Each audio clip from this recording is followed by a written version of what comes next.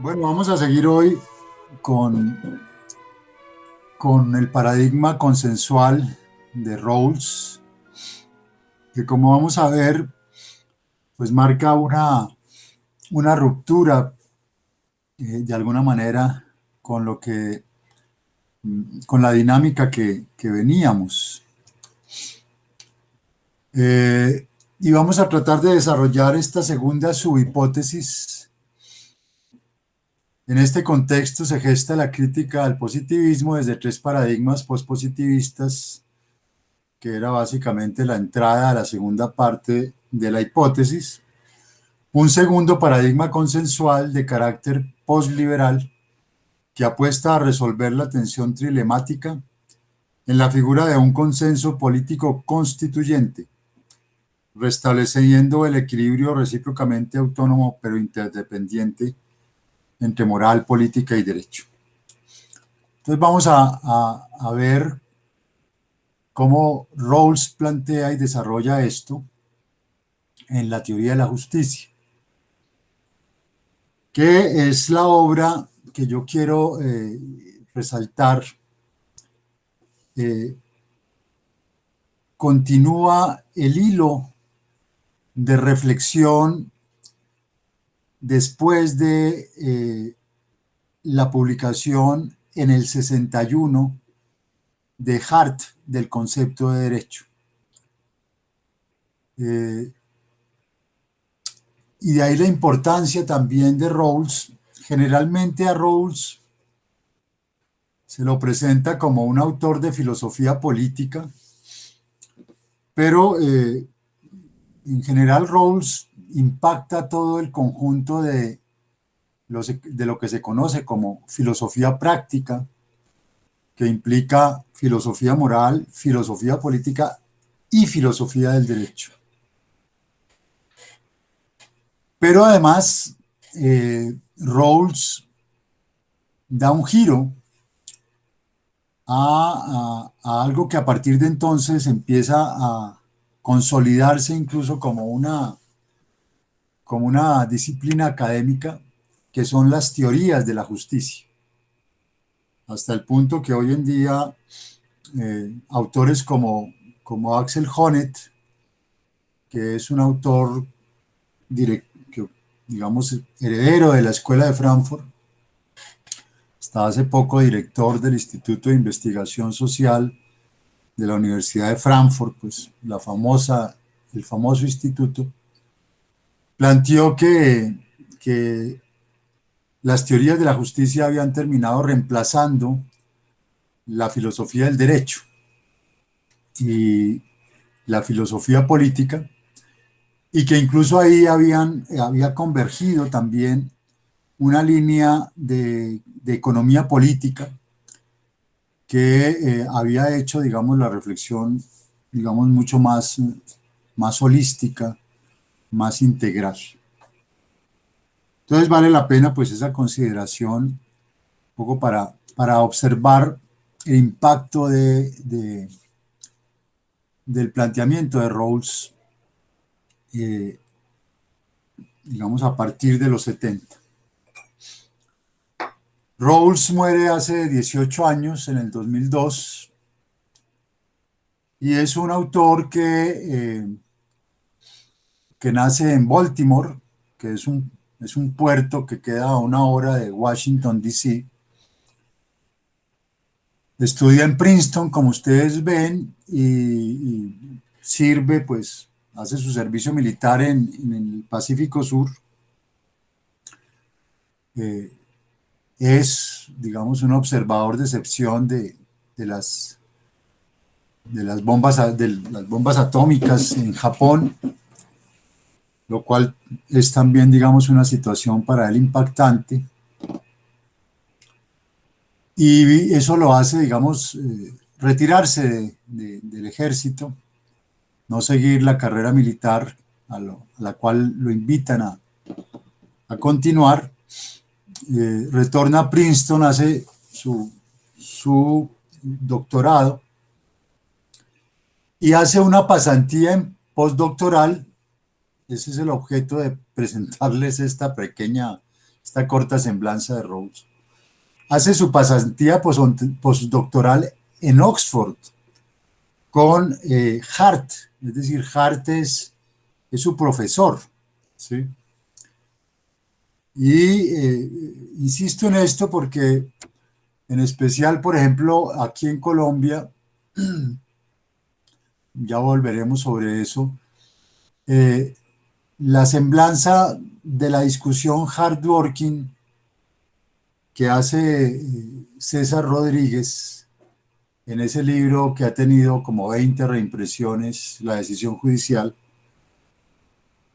se salta a Rawls de la discusión hardworking, como si Rawls no hubiera existido. Bueno, eso sucede porque en ese momento César, que está terminando su pregrado en los Andes, precisamente cuando yo entro a dictar clases a los Andes, a la Facultad de Derecho, pues no, no alcanza, digamos, a tomar clases conmigo. Yo entro a dictar Rawls básicamente como Rodolfo Arango dictaba Dworkin y como Mauricio García dictaba Hart. La Facultad de Derecho, en el contexto de la Constitución del 91 en la Universidad de los Andes, pues in, intenta tener digamos, una columna vertebral en su área de teoría jurídica, digamos, muy profunda y logra hilvanar pues, una serie de autores que en ese momento estaban alimentando precisamente la Constitución del 91 y la interpretación constitucional sobre la Constitución del 91. Por eso, digamos, sé de primera mano que César Rodríguez en ese momento no conoce a Rawls. Y eso tiene un impacto enorme en el contexto colombiano, porque nosotros somos muy dados a leer los estudios introductorios, pero no a conocer, digamos, el contexto. Y acá, pues básicamente abordamos la discusión hardworking, que es tan importante, sin darnos cuenta que en la mitad del puente entre hard y dworking era Rawls, porque precisamente Rawls es de alguna forma el inspirador de Dworkin. ¿Sí? Y lo es precisamente porque Rawls, después de esa secuencia que hemos venido haciendo a partir de la Segunda Guerra Mundial, es el que por primera vez va a plantear los principios de justicia como instrumento de corrección de la legalidad. Recuerden que hemos seguido, digamos, esta línea de reflexión. ¿Cuál es el recurso del derecho ante la ley extremadamente injusta? Y hemos ido viendo, pues, digamos, planteamiento de Radbruch, de la jerarquía de valores, el derecho supralegal, después el Kelsen II, el juez como agente de corrección de la legalidad, Hart, que plantea el derecho mínimo natural como un dique a la extrema injusticia, pero como ustedes habrán de pronto intuido, todavía no se había logrado como precisar el instrumento que efectivamente podía constituir esa instancia de corrección ante la ley extremadamente injusta. Bueno, eso lo va a hacer Rawls. Lo va a hacer desde lo que podríamos llamar, siguiendo a Hart precisamente, el punto de vista externo. Ya veremos en la próxima sesión con Dworkin Alexi cómo lo que hacen Dworkin Alexi es desarrollar los principios desde el interior del derecho, como desde la perspectiva del participante, punto de vista interno. Pero Rawls, digamos, tiene el mérito, desde el punto de vista externo, en todo caso, de plantear ya los principios de justicia como una instancia de corrección de la legalidad. Ahí insisto, es importante establecer ya la diferencia que en este momento y que a partir de acá se va a ir consolidando, ¿no? Y es que la teoría analítica del derecho o la filosofía analítica del derecho eh, se va a orientar hacia las teorías de la argumentación jurídica. Ahí está Tienza, ahí está McCormick, ahí está Raz, ¿sí? Es un positivismo analítico, ¿sí? Centrado en el lenguaje jurídico, pero precisamente como les comentaba, Rawls rompe con esa orientación analítica, que de cualquier manera se vuelve, digamos, muy, aunque podríamos considerar hoy en día que es casi hegemónica en ciertos sectores, en ciertos círculos del derecho, es al mismo tiempo, digamos, muy, muy reductora de la reflexión just teórica y just filosófica, porque reduce, digamos, reduce la problemática a un problema de argumentación jurídica, ¿sí? Yo a veces he utilizado la frase un poco fuerte de que la argumentación jurídica se vuelve es una lectoescritura para abogados, pero es porque en realidad va adquiriendo, digamos, ese sesgo, ¿sí? Hay un chiste que le tienen a la filosofía analítica y es que la filosofía analítica básicamente se pregunta, ¿qué quiero decir cuando digo justicia?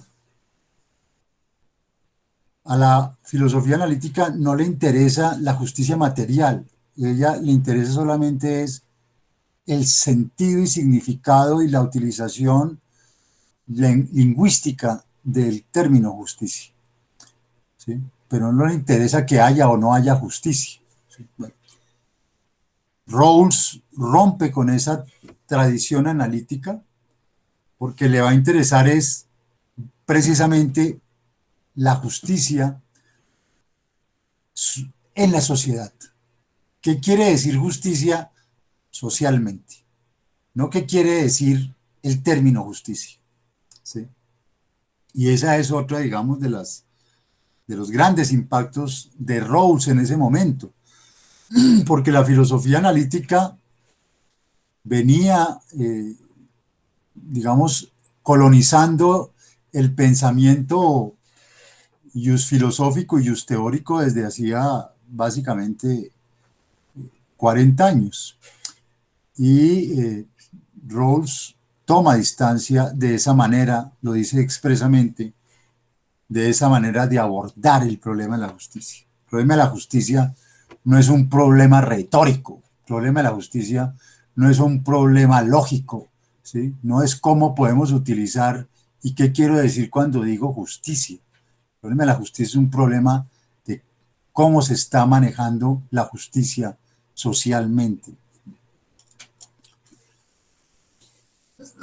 Cuando Dworkin, porque es Dworkin precisamente quien presenta a su maestro, presenta a Rawls en París en 1987, muy tarde porque, digamos, la teoría de la justicia, como ven, se ha publicado en el 71, pero a los franceses en ese aspecto les pasaba, ya no, como nos pasa a nosotros, todo nos llega tarde, hasta la muerte. Cuando presenta Rawls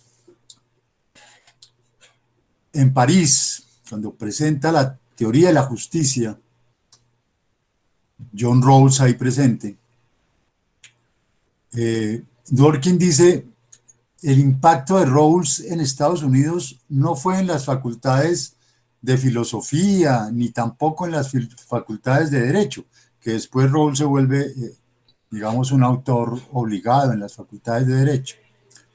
El impacto de Rawls fue entre los jueces. Ese fue el impacto de Rawls, ¿sí? Porque le enseñó a los jueces a actualizar los principios de Filadelfia. Principios de Filadelfia habían quedado, digamos, cortos. Los principios de Filadelfia habían quedado cortos para dar cuenta de la situación, ya la vamos a ver, de los Estados Unidos en los 50 y los 60. Y lo que hace Rawls es un ejercicio filosófico para mostrar cómo en ese contexto de crisis los jueces podían leer los principios de justicia, los principios de Filadelfia, ¿sí? Los principios que después vamos a ver van a ser definidos por Dworkin 7 años después en los derechos en serio, ¿sí? Como los principios básicos, ¿sí? Moral políticos de Filadelfia. Obviamente para entender, digamos, a Rawls hay que partir primero de que Estados Unidos es un país de múltiples etnicidades, ¿sí?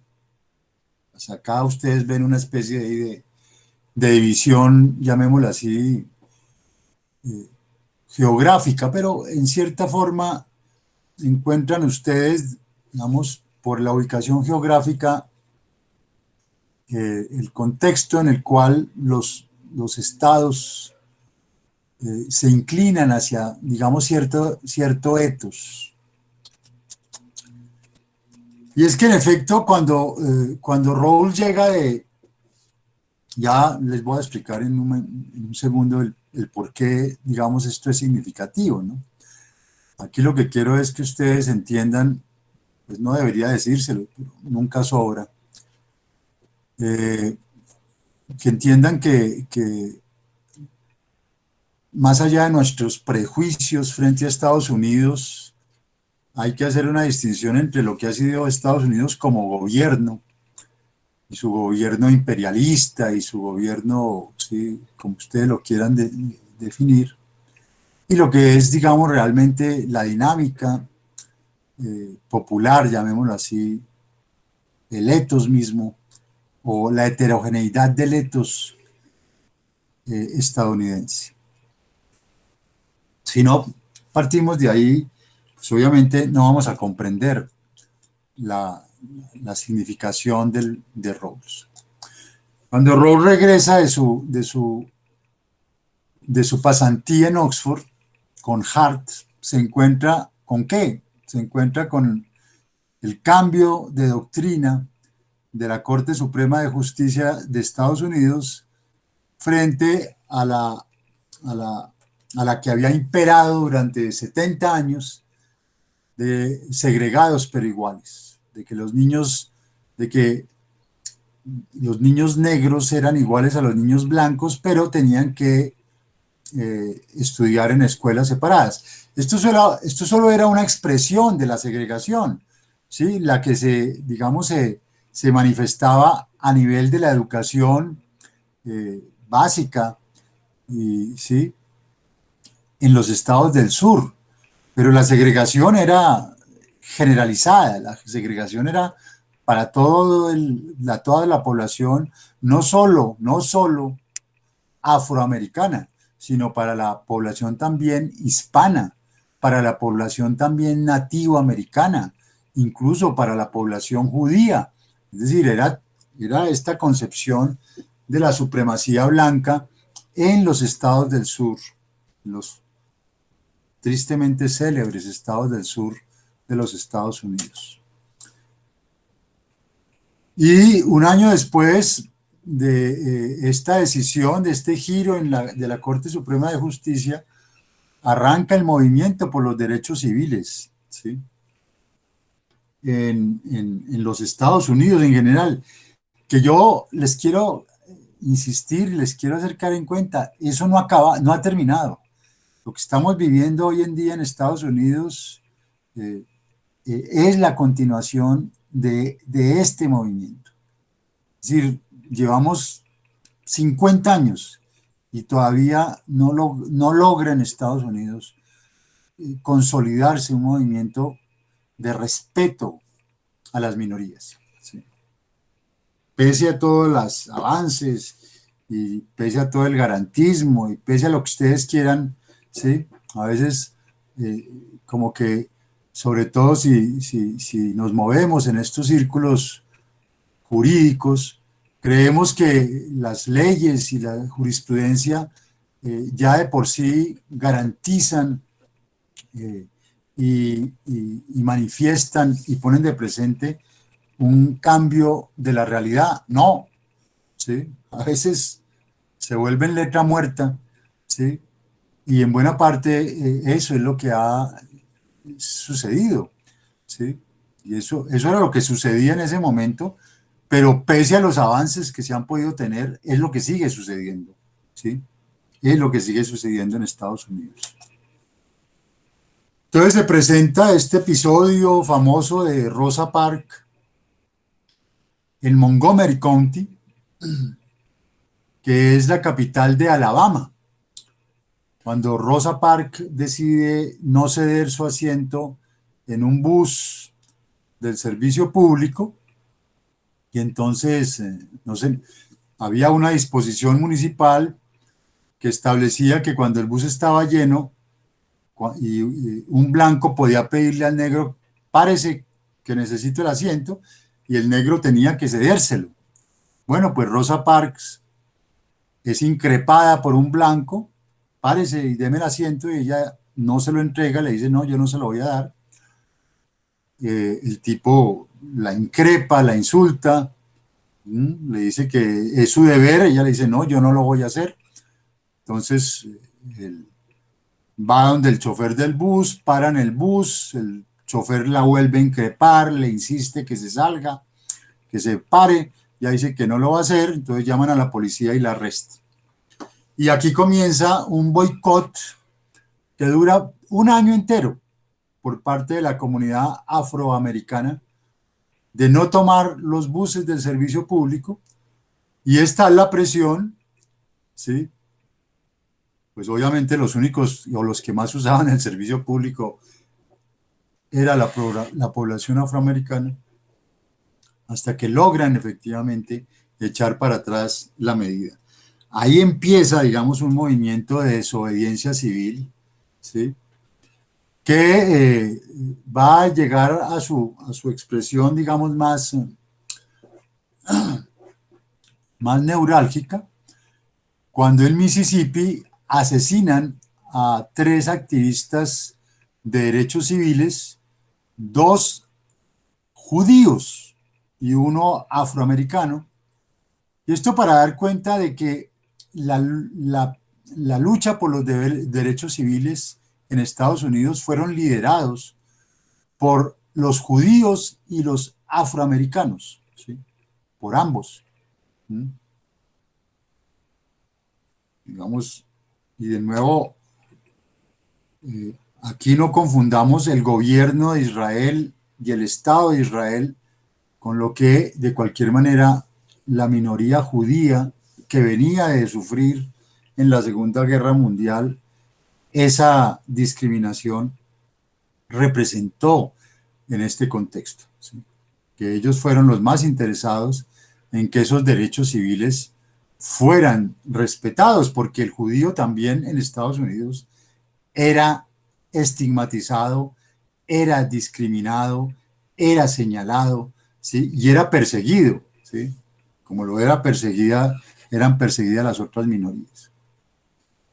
Entonces aquí, en un condado, las autoridades se confabulan, autoridades que además pertenecían al Ku Klux Klan, y se confabulan, asesinan a estos activistas, ¿sí? Y es la primera intervención del gobierno federal y la judicialización de estos personajes.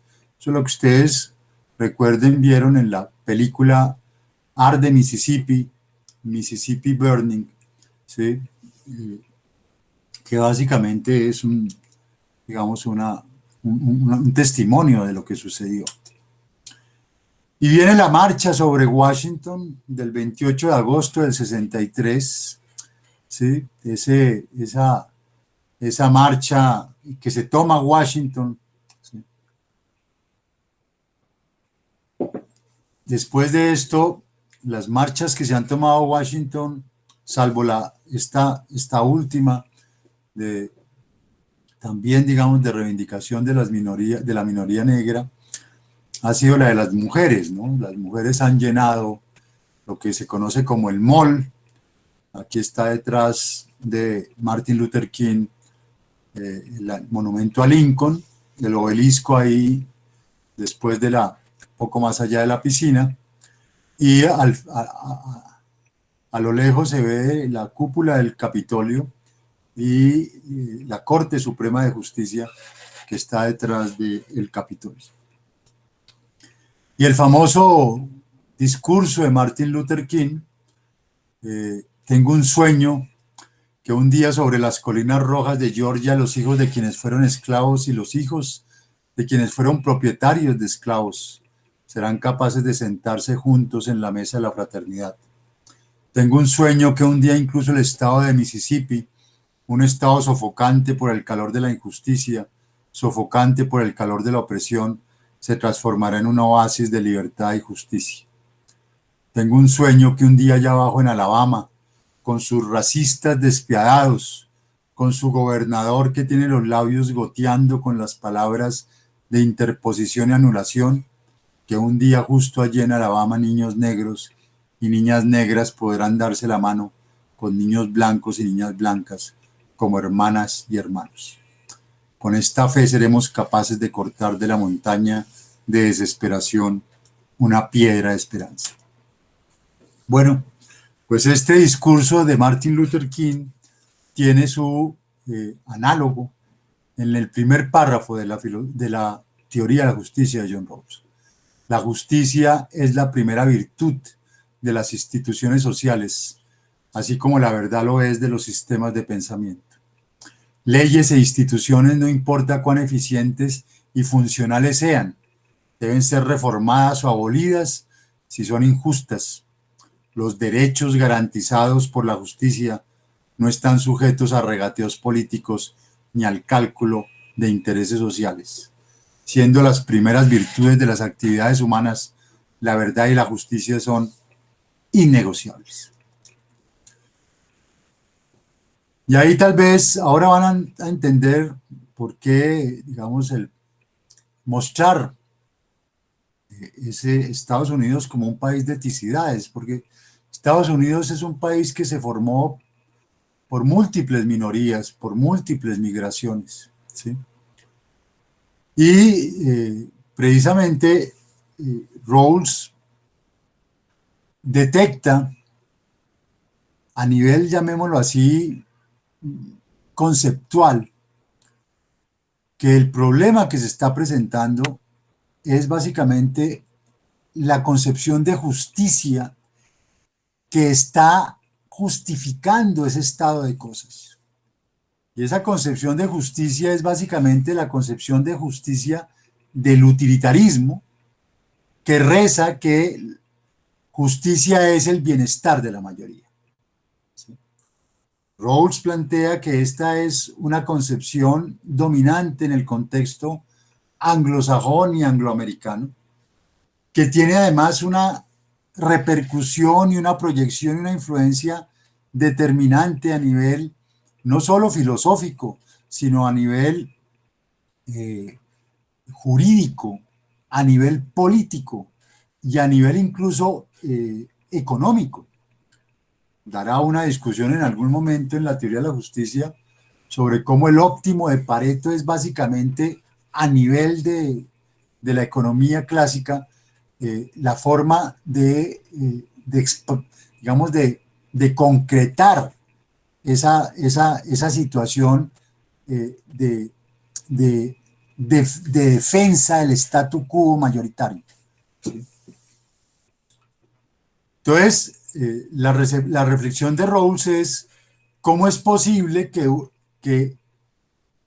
un país de minorías, donde,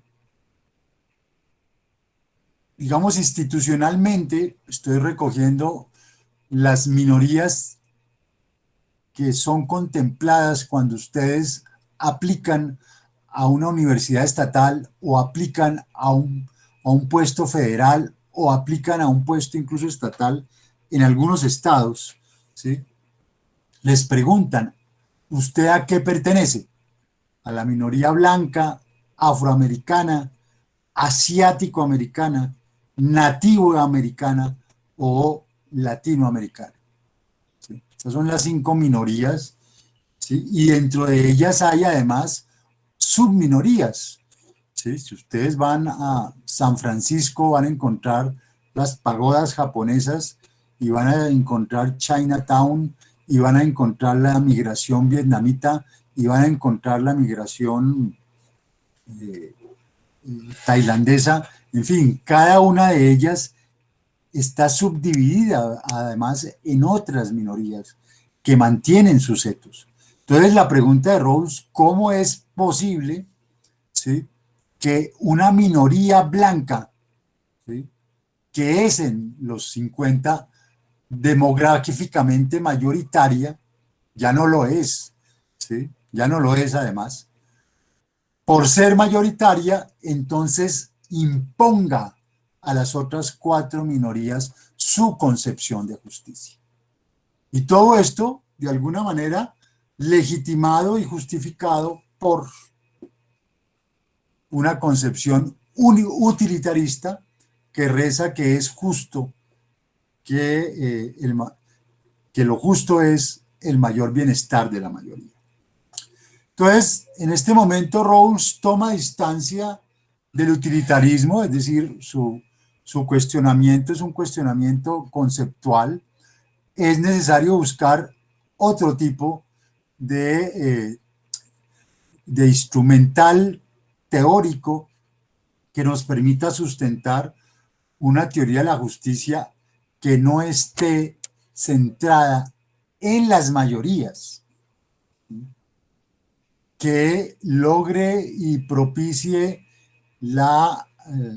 digamos, el respeto, ¿sí?, y la consideración de la totalidad de las minorías.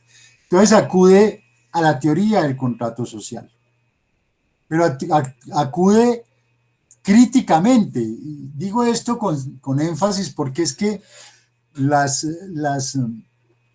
lecturas deformadas de Rawls son espantosas, comenzando por el señalamiento vulgar, burdo, si no sesgado, de plantear que Rawls es un neoliberal, ¿sí?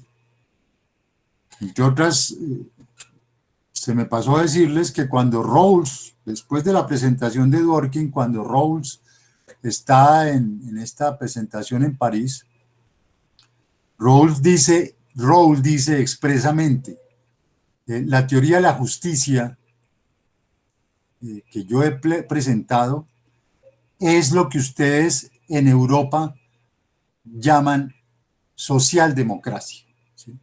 Es decir, Rawls básicamente está planteando una teoría socialdemócrata, ¿sí? No está planteando una teoría neoliberal, ni siquiera una teoría liberal, ¿sí?, que es, digamos, otra de las leyendas negras sobre Rawls, ¿sí?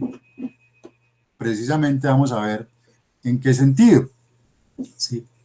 Entonces, Rawls asume la teoría del contrato social críticamente como digamos, un medio.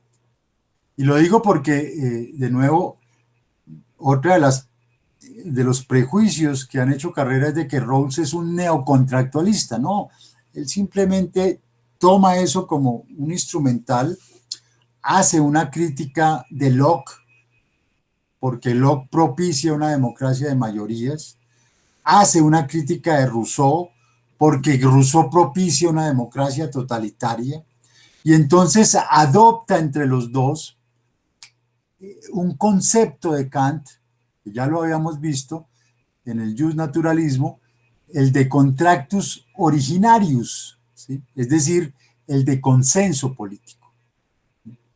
Y a partir de esa, digamos, de esa postura kantiana, Por eso se va inicialmente a presentar la teoría de la justicia de Rawls como una teoría, la teoría kantiana de la justicia como equidad, ¿sí?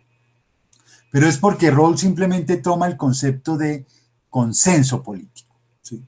Está cogiendo, digamos, del contractualismo el concepto de consenso político de Kant, ¿sí? Para formular su propia propuesta. Esa propuesta básicamente va a estar, digamos, planteada en general, pues por supuesto en su libro, en todo su libro, que tiene 3 partes: teoría, instituciones y fines. Teoría de la justicia, instituciones de la justicia y fines de la justicia, que entre otras es la mejor quizá presentación que uno puede, digamos, encontrar de la relación legitimidad, validez y eficacia.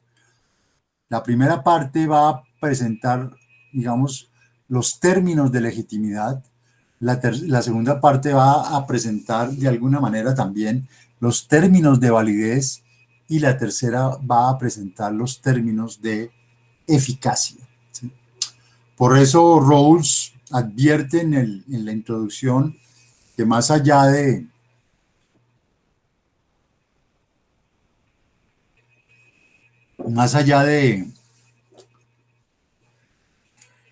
que se lea, de que se pueda o no se pueda leer todo el libro, es importante leer unos apartados claves de cada una de las partes de teoría, instituciones y fines, precisamente para comprender integralmente la propuesta. Generalmente se quedan en la primera, leen una partecita de la segunda y no leen la tercera. Y es el conjunto lo que nos permite comprender esa relación legitimidad, validez y eficacia. Antes de proceder, digamos, al desarrollo de su propuesta, digamos, más original, que se llama así, the original position, la posición original, Rawls se plantea unas preguntas. ¿Cuál es el papel de la justicia? Bueno, el papel de la justicia, él no está hablando de personas justas, está tomando distancia frente a Aristóteles acá, es pensando en instituciones justas. El papel de la justicia es crear instituciones justas. El objeto es la estructura básica de la sociedad, es decir, instituciones políticas, instituciones económicas e instituciones sociales como la familia monogámica. Aquí es donde ustedes ya pueden detectar un rasgo posliberal de Rawls, porque claramente en Rawls hay una intención de regular la economía, lo cual, digamos, era rechazado por el liberalismo clásico, pero también de que los principios de justicia tengan la posibilidad de regular la misma vida privada, ¿sí?, de los ciudadanos. ¿Sí? Esa es la pretensión de los principios de justicia, que sean un referente que en un momento dado, pues hasta la misma vida privada, ya lo veremos en la tercera parte, pueda ser regulada. Ahí también hay un rasgo claramente posliberal de Rawls, ¿sí?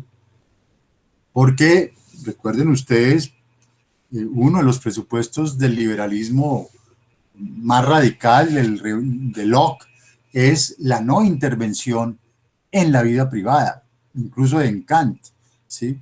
Quizás es Rousseau, que no es liberal, quien con su concepto de voluntad general de alguna manera propiciaba lo otro.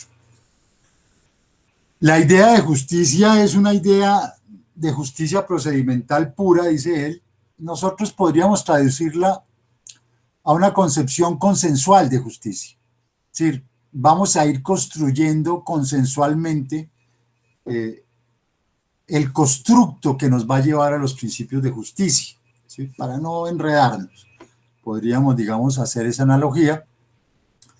Y quizá la más importante, ¿Cuál es la finalidad de la justicia? Lograr una sociedad bien ordenada. Lograr una sociedad bien ordenada. No hay sociedad bien ordenada cuando las mayorías imponen su concepción de justicia utilitarista, porque eso deja de lado a las minorías. Cuando ustedes dejan de lado a las minorías, ¿qué pasa con las minorías? Que si no las asimilan, tarde o temprano esas minorías adoptan la violencia para hacerse escuchar, adoptan la violencia para hacerse oír. ¿Sí?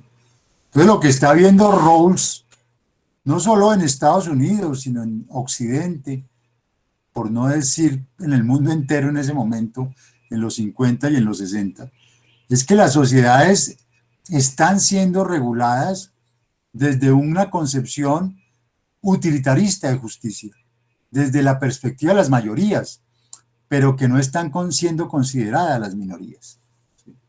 Que no es muy lejano a lo que nos está pasando aquí en nuestro país.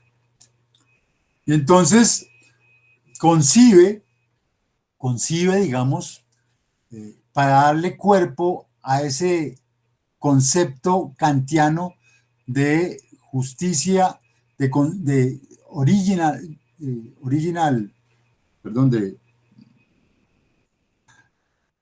contractus originarius, concibe una posición original.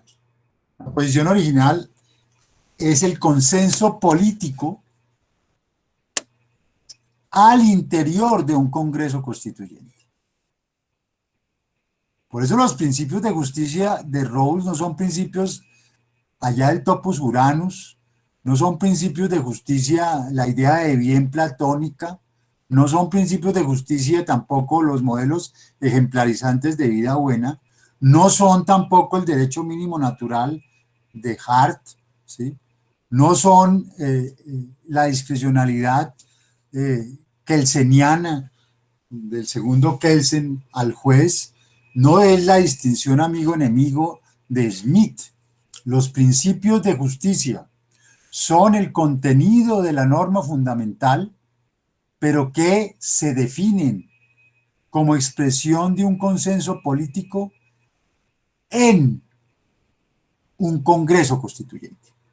En un Congreso Constituyente. Por eso es que Rawls está pensando, está tomando, digamos, los ecos de Filadelfia, está diciendo, ¿cómo puede construirse un consenso? ¿Qué es un consenso? Que nosotros realmente a veces incluso de entrada ustedes escuchan la expresión, no, es que el consenso mayoritario, no, papá, eso no es consenso. ¿Sí? Ya está usted planteando una contradicción en los términos. Consenso mayoritario no es consenso, ¿sí? Es un acuerdo de mayorías, ¿sí? El consenso es de todos y es de mínimos. El acuerdo de mayorías impone el acuerdo de las mayorías, impone la voluntad de las mayorías, ¿sí? Y es de máximos, es lo que las mayorías quieren, ¿sí? Entonces, Rawls está primero precisando en este procedimiento contrafáctico de consensualización, es un consenso ideal, precisamente para mostrar qué puede ser un consenso, ¿sí?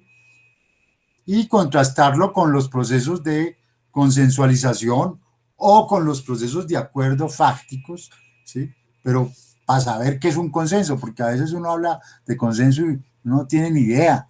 Consenso hay que ponerle un proceso, ponerle elementos, ¿sí? Eso no es que echarse a la piscina y a mojarse, no. ¿Cómo se construye un consenso? Y entonces Rawls concibe esta posición original en la primera parte, concibe el procedimiento de consensualización. ¿Qué tiene un consenso? Un consenso tiene primero unos agentes, unas personas, ¿sí? Unas personas libres e iguales. Define unas condiciones formales de lo justo, ya lo vamos a ver. Plantea unas condiciones para la deliberación, es decir, como un procedimiento de deliberación, y de toma de decisiones, ¿sí? Introduce un constructo que ha sido muy polémico, el velo de ignorancia, ¿sí? Introduce esto que ya les planteé con el neonaturalismo de McIntyre y de Finis, introduce los bienes sociales primarios, que es lo que se va a repartir en la sociedad, y llegamos a la parte, digamos, sustantiva propiamente de la posición original, que es la deliberación sobre los principios de justicia, que van a ser dos, así como en Filadelfia fueron dos principios moral políticos originales, ¿sí? Los dos principios que después veremos en Dworkin. Aquí también son dos, que lo que Rawls quiere, les reitero y les insisto, es mostrarle a los jueces cómo hay que leer en el contexto de los 50 y los 60 los principios de justicia de Filadelfia, que ya no lograban orientar al juez, ¿sí?, en la toma de decisiones judiciales, ¿no? Entonces, la posición original, agentes libres e iguales. Ahí después le van a decir a Rawls, mire, eso es liberalismo, ahí se le metió la antropología liberal. Entonces, Rawls va a decir, sí, sí, tienen razón, ahí pues yo por coger a Kant se me filtró la antropología liberal, ¿sí?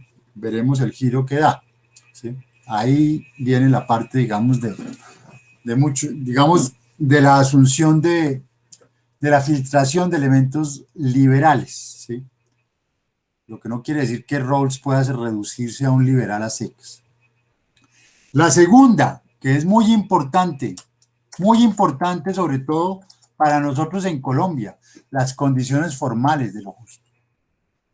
Los principios tienen que ser principios universales para todos, principios generales, van a regular todas las instituciones básicas de la sociedad, políticas como la Constitución, económicas, ¿sí?, sociales como la familia monogámica.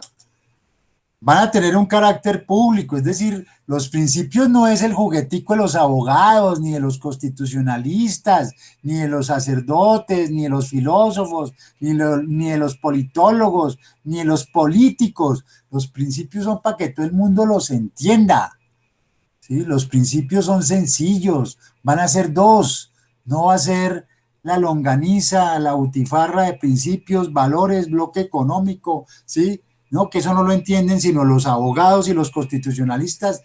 Los principios los tiene que asimilar la ciudadanía, tiene que saber, como dicen en las películas, tienen que conocer sus derechos, ¿sí? Tienen que saber cuáles son los principios, porque si no eso se les vuelve una vaina ajena a ellos, ¿sí? Y van a preferir a seguir el líder que seguir la Constitución si se la pintan muy complicada, ¿sí? Y el más importante, mírenlo, los principios van a ser jerarquizados. Los principios no son discrecionales para que los jueces los apliquen como quieran. Ustedes, señor jueces, van a defender los principios, pero ustedes no me van a cambiar la jerarquía de los principios. Esa es la diferencia, entre otras, lo veremos en una semana entre Dworkin y Alexis, ¿sí? Y eso es clave para comprender la diferencia entre la teoría del balanceo de Dworkin y la teoría de la ponderación de Alexis, que Diego López ha amalgamado acá como una plastilina, ¿sí? Y la misma corte ha terminado balanceando para ponderar, ponderando para balancear. No, señor, la teoría del balanceo supone la jerarquización, la teoría de la ponderación supone principios horizontales. Y aquí lo que está Rawls mostrando es que los principios son jerarquizados. En Filadelfia fueron jerarquizados, ¿sí? Aquí en este constructo también. Y van a ser pues definitivos, ¿no? No como nosotros que ya llevamos, el dato me lo daban unos estudiantes, 50 proyectos de reforma de la Constitución, de los cuales 30 reformas han sido, digamos, introducidas a la Constitución. O sea, ¿cuál Constitución del 91? Introduce el constructo del velo de ignorancia, que pues ha tenido muchas críticas. Ya vamos a ver. De los neoliberales, Nozick y Buchanan, porque obviamente el velo de ignorancia castiga ¿qué? Castiga mis externalidades, mis, mis fortalezas. ¿Sí?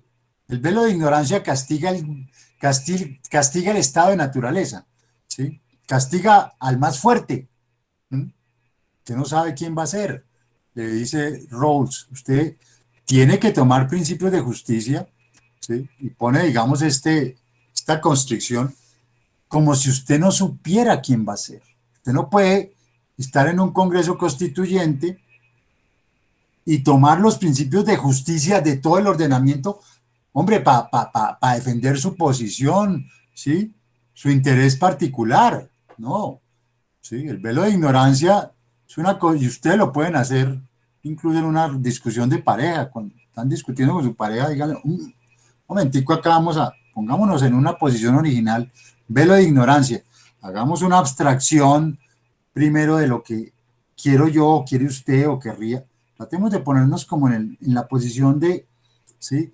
De qué sería lo más adecuado para cualquiera. ¿Sí? No de usted o de mí, sino para cualquiera. Obviamente eso desata, como les digo, primero las críticas neoliberales, porque castiga mis fortalezas, ¿sí? Que es lo que le interesaba a los neoliberales, que no se castigara, no. Si yo soy más fuerte, pues yo tengo más derechos, ¿sí? ¿Cómo? ¿Para qué me sirve el velo de ignorancia?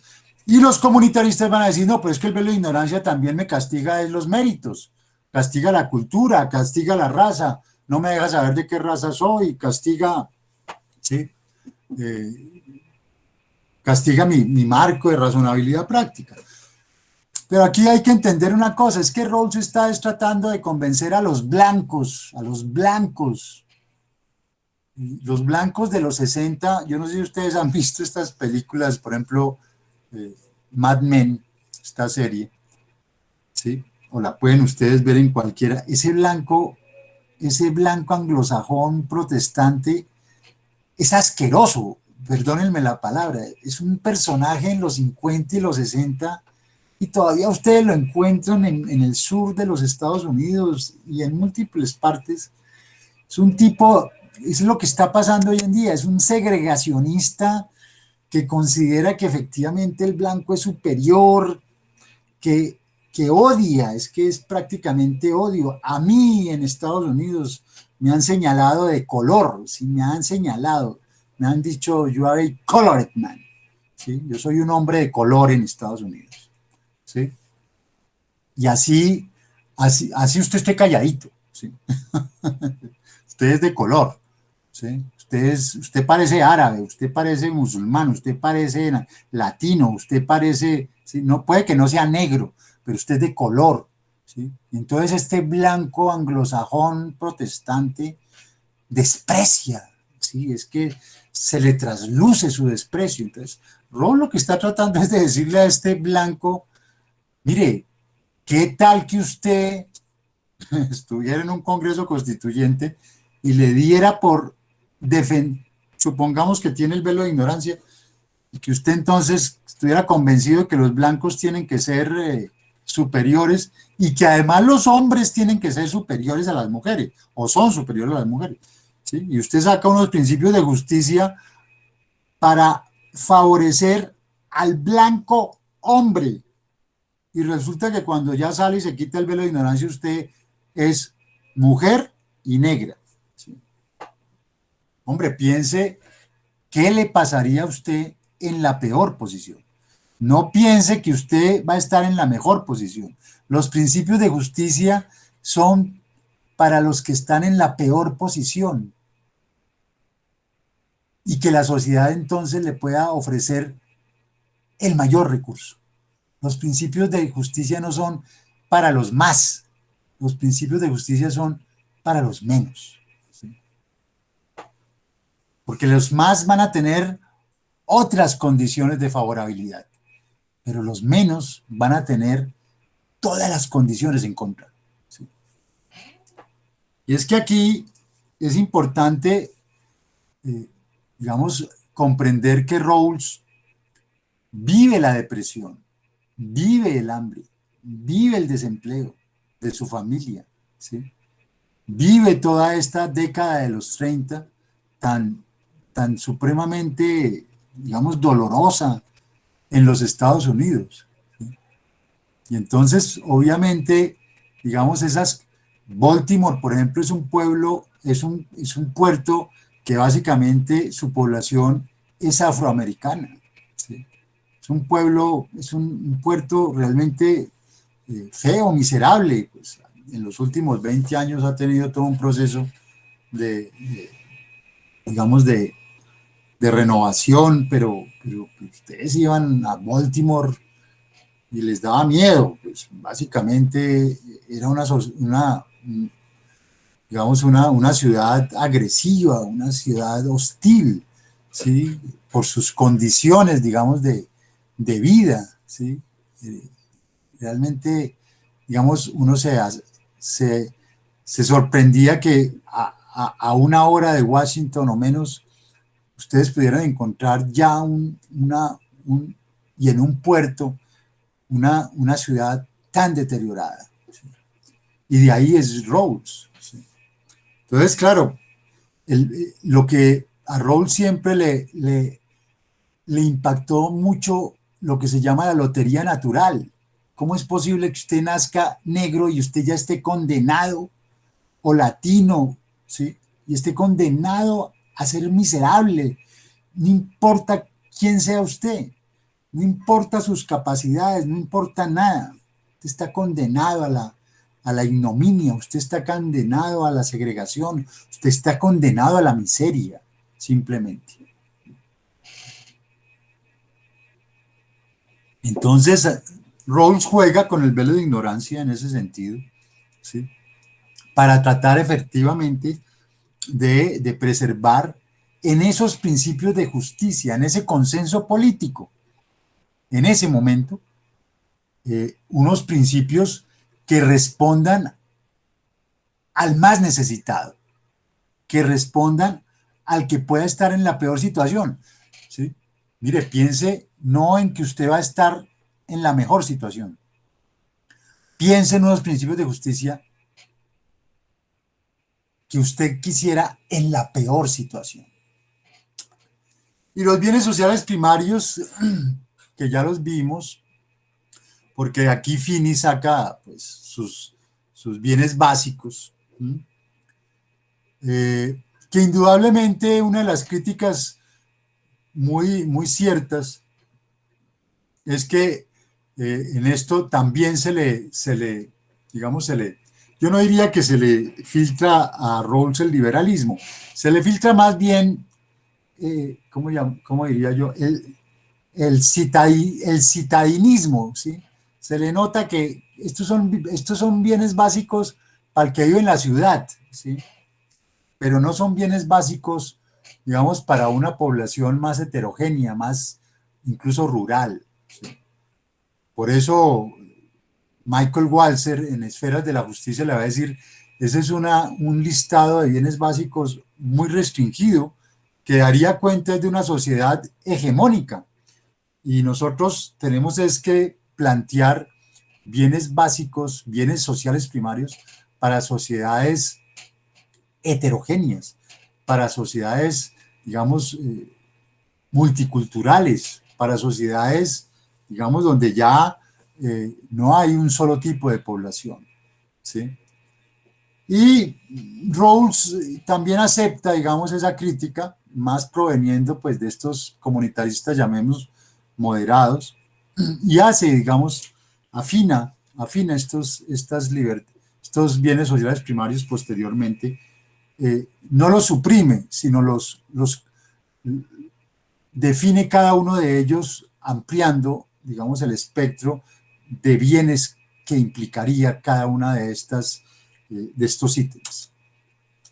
Y llegamos entonces finalmente a la deliberación sustantiva en la posición original. Primer principio de justicia. Entonces ahí Rawls discute con el egoísmo, bueno, digo Rawls discute, se supone que consensualmente discutimos, ¿sí? Los que hacen parte de esa posición original, que puede ser cualquiera, discuten con el egoísmo, ¿sí?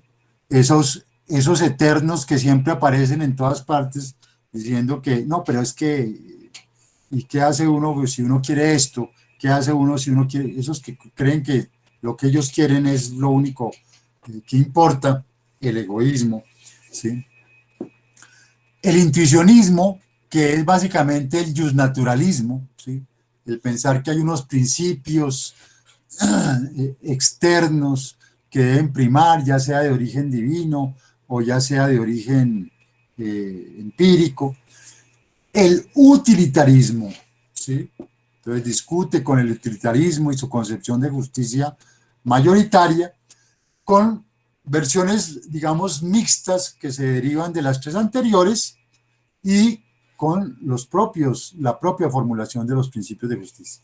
Y de aquí surge el primer principio de justicia: iguales libertades para todos, que es un principio constitucional que busca actualizar el principio de Filadelfia, todos somos iguales. Aquí la reflexión que de alguna manera Rawls va a plantear en un libro que se llama Sobre las libertades es que el principio de todos somos iguales ya no le daba elementos a los jueces, ¿sí? Porque incluso el todos somos iguales es el que eh, inspira la famosa doctrina de segregados pero iguales, ¿sí? O sea, ese principio ya no lograba, digamos, el nivel de concreción que se requería. Entonces, la formulación será iguales libertades para todos, como un principio, oíganlo bien, constitucional, ¿sí? Constitucional, porque no estamos hablando de principios de justicia aristotélicos ni modelos ejemplarizantes de vida buena, estamos hablando en el marco de un Congreso Constituyente. Y ahí hay una discusión que da con Hart, precisamente. Precisamente esa discusión con Hart es la que alimenta el libro sobre las libertades. Porque Hart, en un congreso que se hace, primer congreso multitudinario en Berkeley, creo, en San Francisco, que se hace en el 75, es la primera recepción, ¿sí? Y reúne a todo el mundo, ¿sí? Usando esa hipérbole. Es un libro muy interesante, editado por Daniels. Ahí participa Hart, alcanza a participar su profesor Hart. Y le pregunta a Rawls, oiga Rawls, pero ¿y por qué el principio de libertad? ¿Por qué la prioridad de la libertad? ¿Por qué el primer principio es iguales libertades para todos? En todo caso, ahí Rawls va a decir, mire, cada sociedad le da a los principios, primero su expresión, digamos, lenguágica particular, ¿sí? Y además le da la jerarquía que considere necesaria. Puede que en otras partes sea el segundo, ¿sí? Aquí está Rawls recogiendo, pues digamos, no solo la tradición angloamericana, sino que, digamos, de las discusiones y al consenso que se llega, la gente en esa posición original le va a apostar a más libertad que al segundo principio, que es básicamente de justicia distributiva. Le va a apostar, le apostaría, ¿sí? Porque también hay condiciones de alguna manera que uno no puede desconocer, contextuales en toda teoría de la justicia. Pero quiero centrarme en el ejemplo muy fuerte, muy duro, muy crudo, y me excusan las estudiantes, pero básicamente así lo va a plantear Rawls. todos somos iguales, leído en términos utilitaristas por el juez, dio en un momento dado de un juez de Mississippi en un caso de violación de una afroamericana por unos muchachos, por unos jóvenes blancos. El juez declara a los jóvenes inocentes, ¿sí?, de la acusación de violación que les estaban haciendo, con esta justificación: es de la cultura del Mississippi que los jóvenes blancos se inicien sexualmente en los jugos de la negra. Así lo dice. ¿Sí? Bueno, esto lo trae a colación precisamente para presentárselo a Hart, para decirles, esa era la lectura utilitarista del principio de todos somos iguales, ¿sí?, de Filadelfia. Pero ahora hay que precisar ese principio, igual en libertades para todos. El juez no puede leer eso en términos utilitaristas, ¿sí?, porque aquí ya se establece como, y lo veremos en una semana con Dworkin, ya como un principio constitucional, ¿sí?, y con una demarcación interpretativa más precisa. El segundo principio es muy importante porque es el principio del estado de bienestar. Es el principio de lo que nosotros llamamos Estado Social de Derecho. ¿Sí? Recuerden que Rawls surge en el contexto, además, no solo de la crisis del 29, sino del estado de bienestar, del New Deal de Roosevelt. Entonces, Rawls intenta dar razón de qué justifica el estado de bienestar, qué justifica un estado social de derecho, cuál es el principio que justifica un estado social de derecho, cuál es el principio moral político que justifica el estado de bienestar. Y entonces acá da una discusión muy interesante, muy profunda, ¿sí? Primero, con la aristocracia natural. La aristocracia natural es la concepción de justicia de las élites. Es justo que haya injusticia, ¿oíste?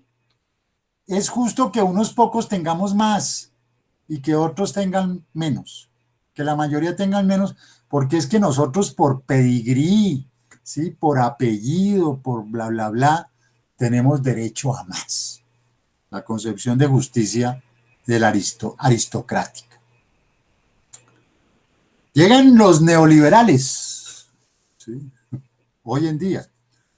La concepción de libertad natural. No, pero es que yo tengo más, yo soy más fuerte, yo tengo más externalidades, yo soy más inteligente, yo soy más preparado, yo soy más capaz, yo soy más bla, bla, bla, yo soy todo, ¿sí? Yo soy el que más. Yo tengo derecho a más, ¿sí? Yo tengo derecho a más. ¿Mm? No quiero utilizar, digamos, la palabra capacidades, porque eso va a ser desarrollado por Amartya Sen y Martha Nussbaum en un sentido diferente. Pero yo tengo, digamos, más fortalezas. ¿Cuál es tu fortaleza? ¿Sí? O cuando uno le preguntan ahí en una entrevista, ¿y cuál es tu fortaleza? ¿Y cuál es tu debilidad? El neoliberal, no, yo soy solo fortalezas. ¿Sí? Yo no tengo debilidades. Entonces, la distribución de la riqueza social se hace es porque su merced es más fuerte que todos los demás, ¿sí? Y por tanto tiene derecho a más. Eres más simpático, eres más hermosa, ¿sí? ¿Sí? Eres más rápido, más rápido de pensamiento, eres más ágil, ¿sí? Bailas mejor, ¿sí? Eres más sociable, bla, bla, bla, etcétera. Libertad natural. Viene la tercera, que es el otro y la otra precomprensión así plana que se ha dado sobre Rawls. No, es que Rawls es un igualitarista liberal. No, porque el igualitarismo liberal es quizá es el peor de las tres, ¿sí? Porque el igualitarismo liberal, que es, hagamos un concurso donde todos parten de la misma raya. Mentiras. El igualitarismo liberal es lo que tapa los privilegios de las dos anteriores, ¿sí? Eso es lo que uno ve en el examen de admisión de la Universidad Nacional, que, que los ingenieros están convencidos en la Universidad Nacional, ¿sí? Que estableciendo ese procedimiento todos están en iguales condiciones. Hombre, qué candidez. A los ingenieros sí que toca, ya los economistas leyeron a Rawls y lo asimilaron a través de Amartya Sen. Ahora falta es que los ingenieros lo lean, ¿sí? A ver si se les mete en la cabecita que los procedimientos no son la mejor forma de hacer justicia, porque precisamente ese examen de admisión lo que establece es un punto de partida igual, pero si es que no llegan en iguales condiciones.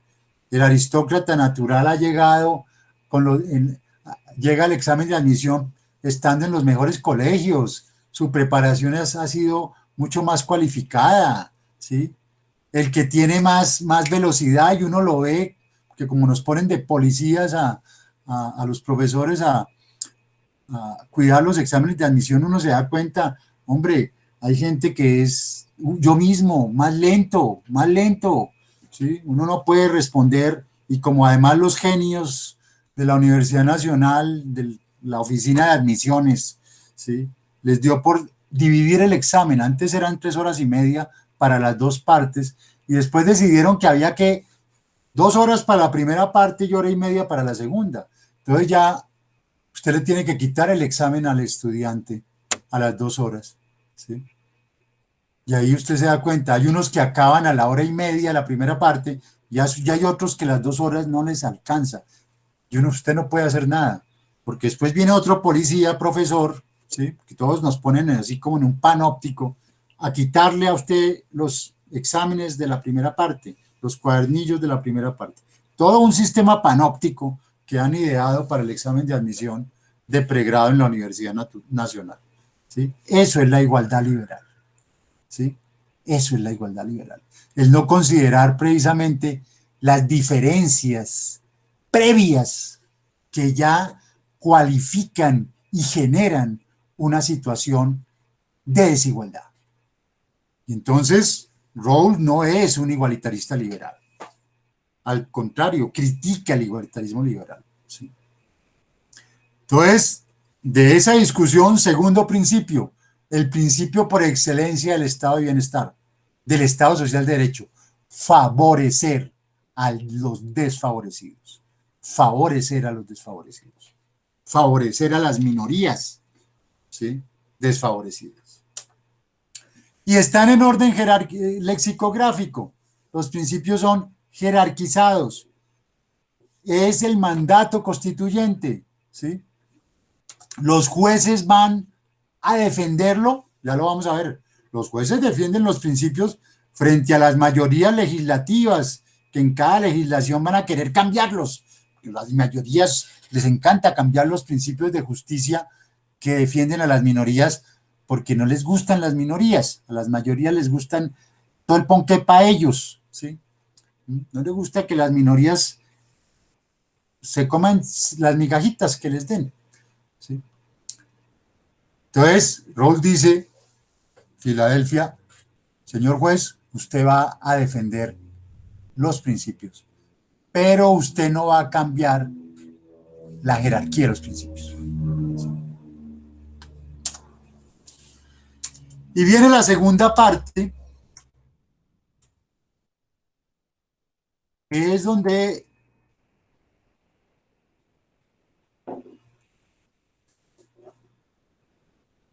Rawls, digamos, desarrolla los términos de validez, he dicho, pero digamos que los términos de validez para Rawls son sencillos. O sea, si usted ya tiene claro cuáles son los principios de justicia, pues usted ya puede, digamos, desarrollar propiamente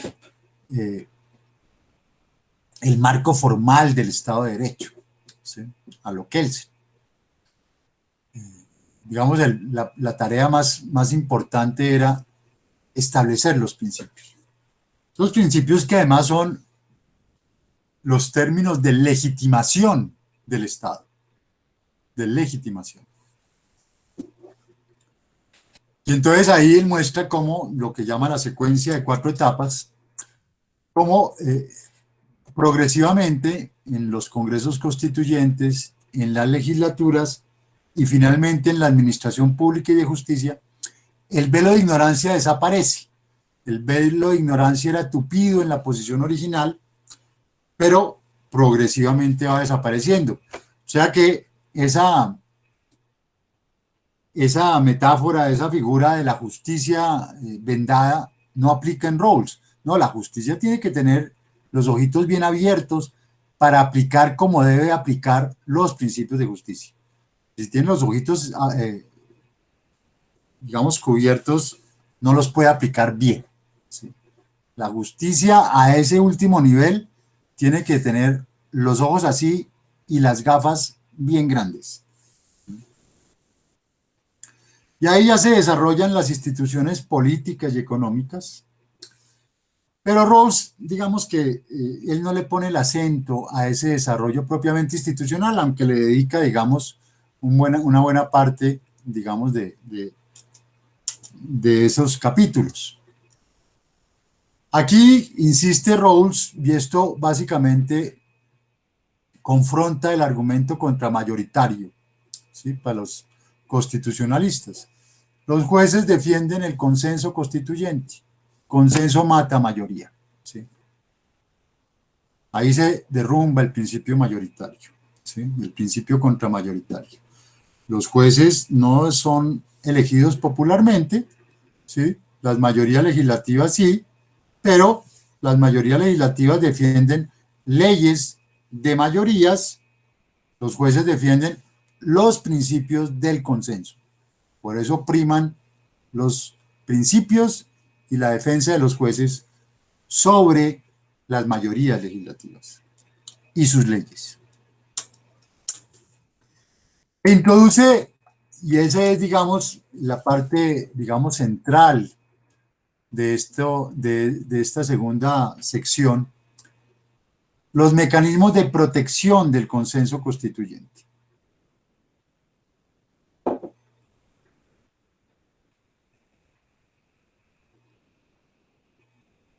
Y aquí hace Rawls, digamos, una distinción,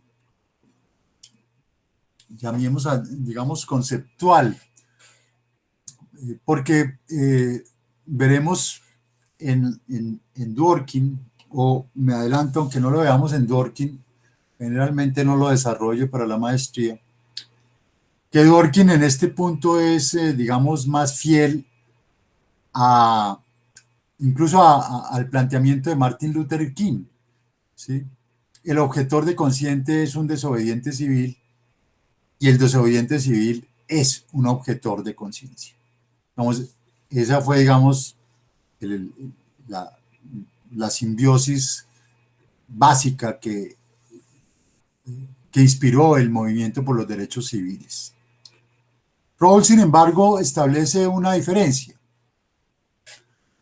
conceptual, ¿sí? La objeción de conciencia es el recurso al que acude una minoría cuando siente que le está siendo vulnerado el primer principio de justicia, iguales libertades para todos.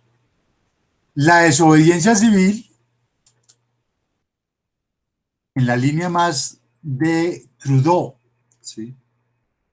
Porque ese es, digamos, el sentido que tuvo en Trudeau, cuando varias minorías sienten que se está vulnerando el segundo principio de justicia. Esa es la diferencia que hace Rawls. Entre otras, aquí no hay objeción de conciencia institucional, ¿no? ¿Sí? No hay objeción de conciencia ¿sí? de las clínicas. por ejemplo, ¿sí? Ni hay objeción de conciencia de las profesiones, como aquí ha querido hacer carrera. Entonces,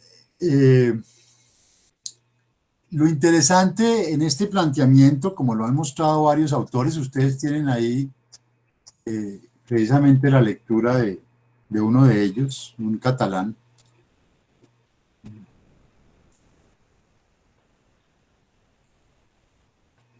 es que es la desobediencia civil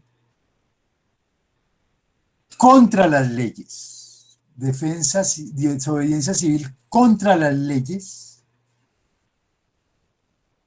cuando esas leyes son expresión de unas mayorías legislativas que están confrontando el consenso constituyente. Es decir, es una desobediencia civil, óiganlo bien, en defensa de la Constitución. No me acuerdo.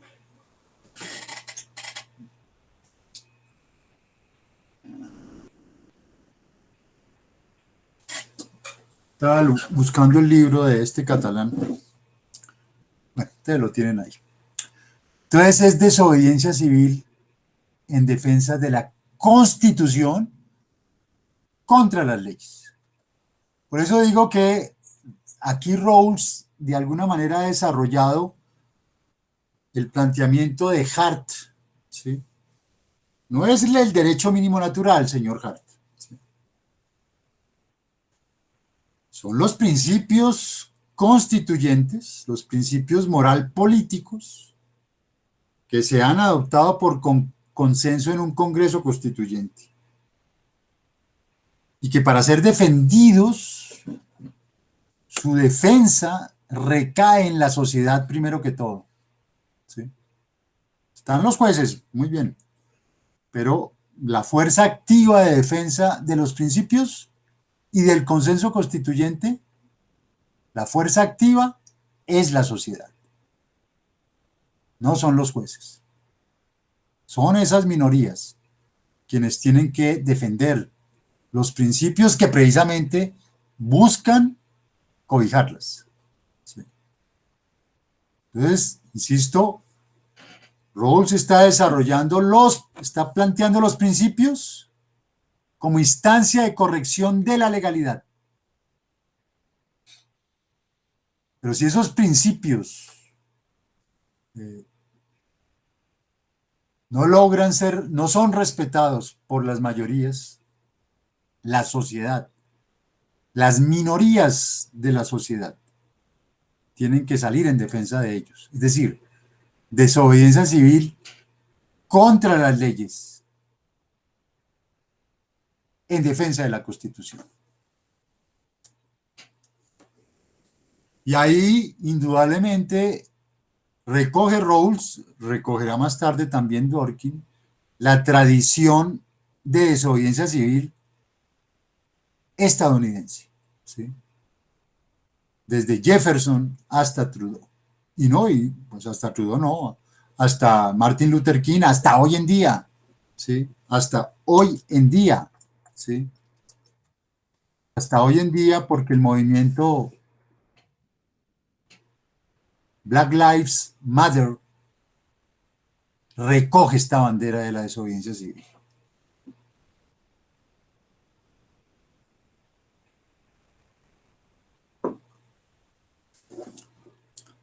Y la desobediencia civil, les recuerdo, es un mecanismo justificado y justificable, ¿sí? No es una sedición. Estamos hablando de defensa de la Constitución contra leyes que están violando la Constitución y el consenso de la Constitución. Entonces, Rawls plantea esa desobediencia civil contra las mayorías legislativas y sus leyes. Por eso reitero el homenaje que se le hizo al profesor Edgardo Villamil en la Universidad Nacional, en el aula máxima Camilo Torres. Profesor Edgardo Villamil, ex magistrado de la Sala Civil de la Corte Suprema de Justicia.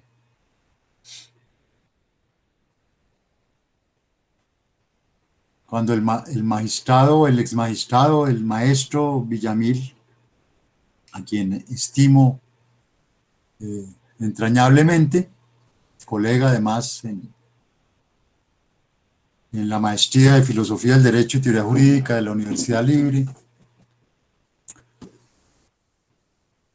llamaba a que los estudiantes sospechen de la ley, a que los estudiantes de las facultades de Derecho se les enseñe a sospechar de la ley, que las leyes no sean cándidos, no son dictadas por legisladores racionales, por legislativos que encarnan la voluntad general. Las leyes, como lo dirá Dworkin, son la expresión de directrices políticas, ¿sí? Son la voz de las mayorías y no se puede ser tan cándido de no mirar cuáles son las mayorías que las han promulgado. Y en eso les recuerdo, lo acompañaba el ex magistrado de la Corte Constitucional, amigo del profesor Villamil, Luis Alfredo Vargas, quien recogía la bandera también de facultades de derecho que le enseñen al estudiante a sospechar sobre la ley, a no ser tan cándidos y no tragarse esas leyes así enteras. ¿Sí?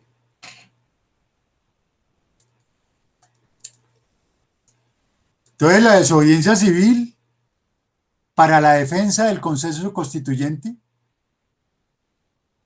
una acción de varias minorías contra una decisión minoritaria, cuando esas minorías también se toman procedimentalmente los cuerpos colegiados o mayoritaria, y obviamente precisa Rawls no violenta, pública, política. En la tercera parte, los fines de la justicia, aquí Rawls se vuelve aristotélico.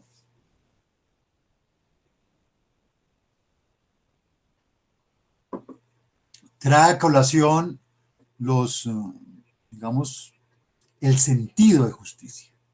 ¿Sí? Que nos permite a nosotros de alguna manera modular, moderar la abstracción de los principios.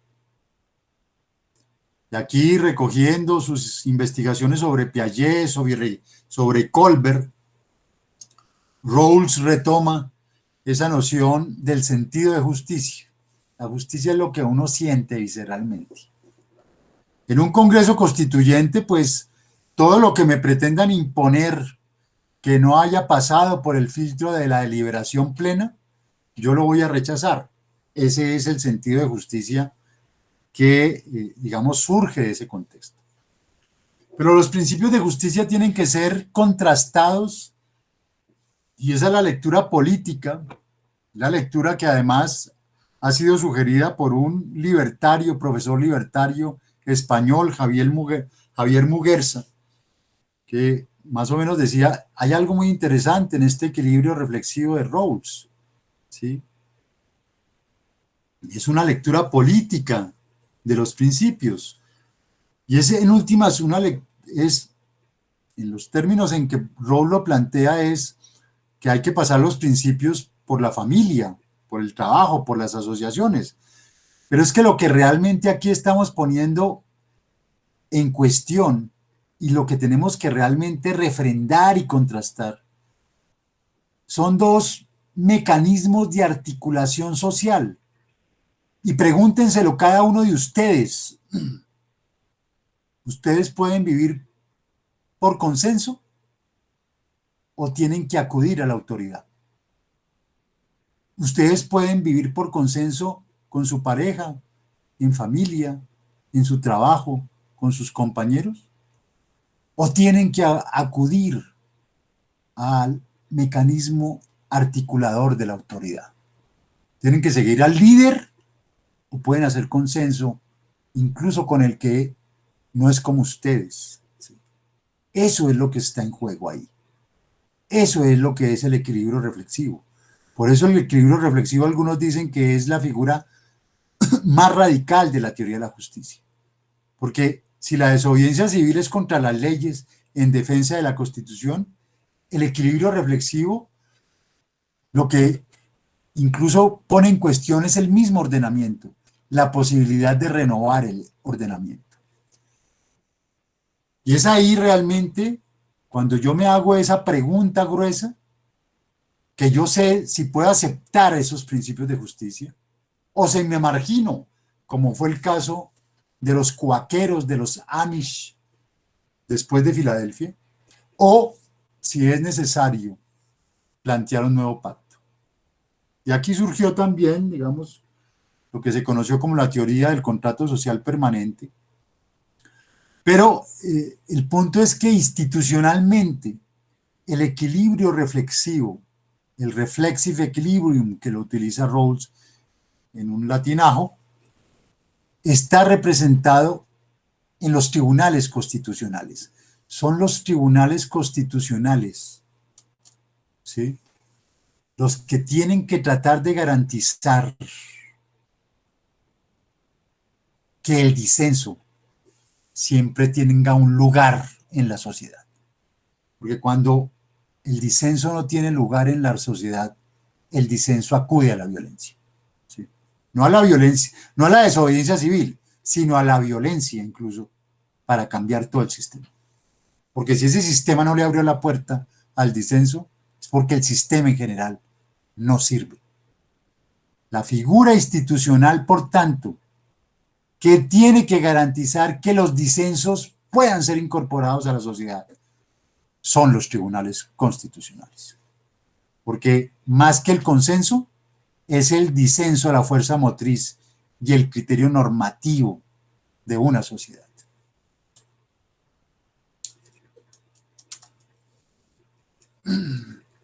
Entonces, la refrendación de los principios es clave. ¿Sí? Y esa, digamos, es una debilidad de la Constitución del 91. Nosotros no refrendamos en un proceso posterior. Bueno, nos hubiera pasado lo que pasó con el acuerdo de paz, de pronto. ¿Sí? No refrendamos la Constitución del 91. Pero podríamos decir que después la hemos ido refrendando negativamente, ¿no? Que con 30 reformas, ¿sí?, que ya la reformaron, pues fue porque de alguna manera no nos gustó o no les gustó, ¿sí? Y con las repetidas, digamos, reivindicaciones a la legitimidad tradicional carismática frente a la legitimidad legal racional, pues de alguna forma tampoco la estamos refrendando. Viene ahí la polémica liberal comunitarista, que ya les presenté. McIntyre, el más rabioso, toma digamos, oposición al consenso, ¿sí? Y los otros comunitaristas, Sandel, Walzer, Taylor, pues van a adoptar posturas más moderadas, más de diálogo, y de esa pelea va a surgir Dworkin y Kymlicka. Kymlicka, que les recuerdo, digamos, es un nativo canadiense, ¿sí? Y Kymlicka, que en su libro de Ciudadanía Multicultural va a terminar recogiendo muchos de los elementos que ya, porque el libro de Kymlicka es como el 95, que ya habían sido planteados por la Constitución del 91. El punto es que de aquí se daba el giro pragmático de Rawls, en un momento en que el neoconservadurismo se toma el mundo, el Papa, la alianza estadounidense inglesa, que ya hoy en día rompió incluso pues hizo que el Brexit se concretara. Y Rawls da un giro, quita a los agentes dentro de la posición original y pone lo que él llama las personas morales, que en última son comunidades, porque el interés de orden superior de esas personas morales es proteger y promover su concepción del bien, es decir, su concepción de vida buena. ¿Sí? Rawls reconoce que en una posición original el ideal, más que agentes e individuos, lo que tiene que haber son representantes de esas eticidades. ¿Sí? Y adopta, digamos, digamos, tradición republicana, no del partido republicano, no van a hacer esa lectura tan tosca, sino del republicanismo constitucional y del republicanismo político, ¿sí? Que es el que confronta el liberalismo en toda la modernidad, el ciudadano como fuente autoriginante de pretensiones y reclamos. Es decir, un ciudadano es el alter ego de todo el Estado. Por tanto, del presidente para abajo, el presidente subalterno de cada ciudadano. ¿Sí? No es el principio de autoridad que incluso nosotros hemos consagrado constitucionalmente, respetuosos reclamos a la autoridad. Ya con eso cualquier cosa ya nos toca como en la época de los caciques, mirar al suelo, no mirar a los ojos a la autoridad, porque eso ya puede ser considerado un irrespeto. ¿Sí? No, ciudadano, fuente autoriginante de pretensiones y reclamos. ¿Sí? Y en ese contexto, pues, es que surge de múltiples influencias Hegel, que son las últimas lecciones de filosofía moral que dicta Rawls en Harvard, Marx, que son las últimas lecciones de filosofía política. Es un desarrollo muy interesante, una lectura muy interesante que hace Rawls de Marx. ¿Sí? De ahí surge el liberalismo político, que de nuevo, no se llamen digamos, error. Rawls está planteando un liberalismo político que confronta el liberalismo procedimental de mayorías. Lo que quiere decir él es que las sociedades hoy en día son necesariamente sociedades liberal políticas sociológicamente hablando, es decir, constituidas por una multiplicidad de minorías, todas llamadas con iguales derechos a gobernar la sociedad. ¿Sí? Que las sociedades actuales tienen que ser gobernadas consensualmente, en los términos de ese liberalismo político que él quiere, digamos, o trata de definir, que es la base de lo que él llama una democracia constitucional frente a la democracia de mayorías que básicamente se ha impuesto. La caída del muro de Berlín y su libro, donde la figura que va a plantear es la del overlapping consensus. Entonces él va a plantear que este overlapping consensus parte de un modus vivendi social, pero no es el modus vivendi social el overlapping consensus, el consenso entrecruzado. Lo que está tratando de decir aquí Rawls es que el modus vivendi social es cuando priman las mayorías. Nos acostumbramos a que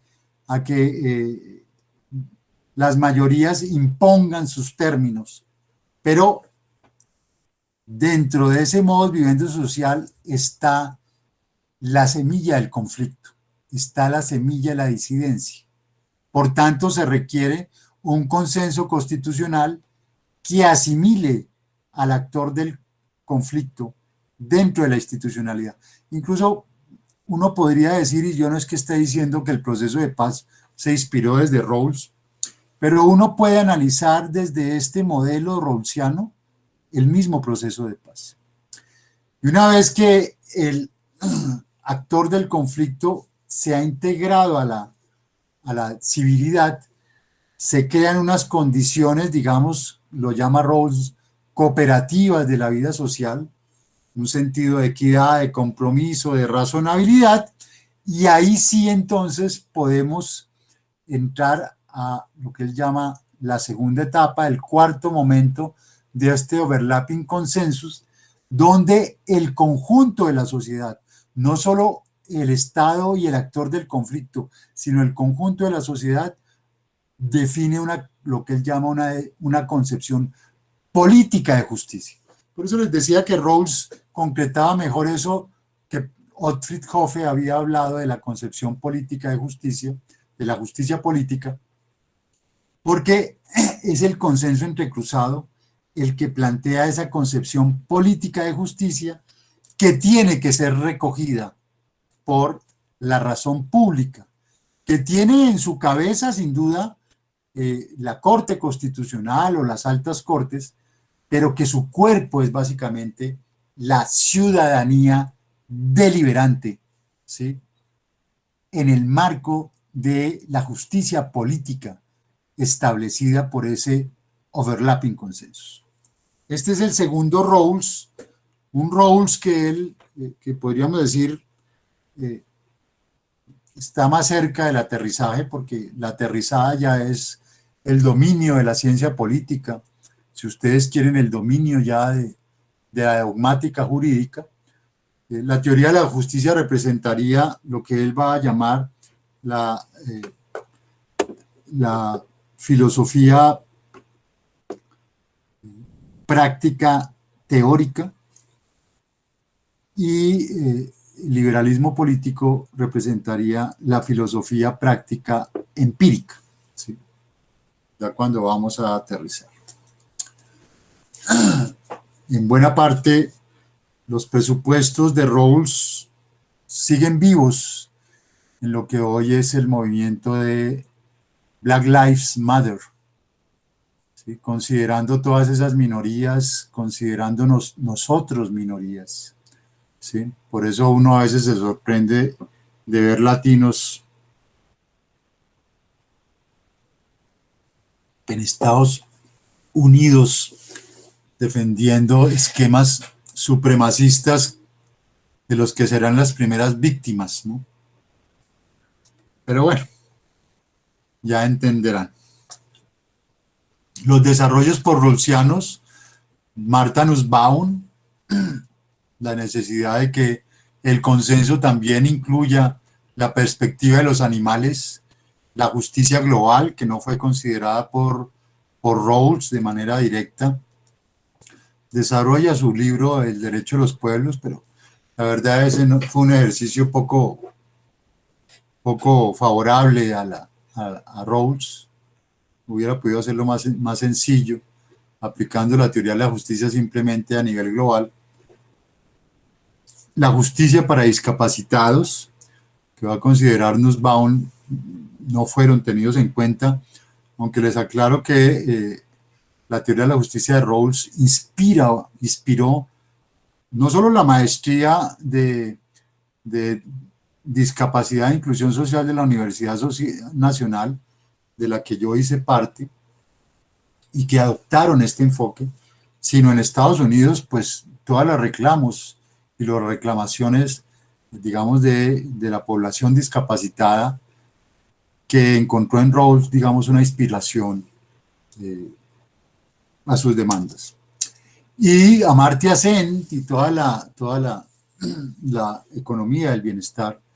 Y si ustedes quieren encontrar un libro muy interesante y sencillo sobre Rawls, les recomiendo La idea de la justicia de Amartya Sen, porque es además un diálogo con Rawls y un reconocimiento, digamos, a la teoría de la justicia de Rawls y lo que efectivamente ha permitido, digamos, proyectar no solo en la economía, sino a nivel global. El planteamiento de Van Parijs, pensamiento de izquierda de nuestro tiempo, ¿será rawlsiano o no será? Un pensamiento rawlsiano no es en absoluto un pensamiento rawlsólatra. Si el pensamiento de izquierda debe ser rawlsiano, es en el sentido en que tiene que combinar los ideales de tolerancia y solidaridad que Rawls se ha esforzado en pensar coherentemente. Con Rawls, pero también contra Rawls. es que se debe construir el pensamiento de izquierda de nuestro tiempo.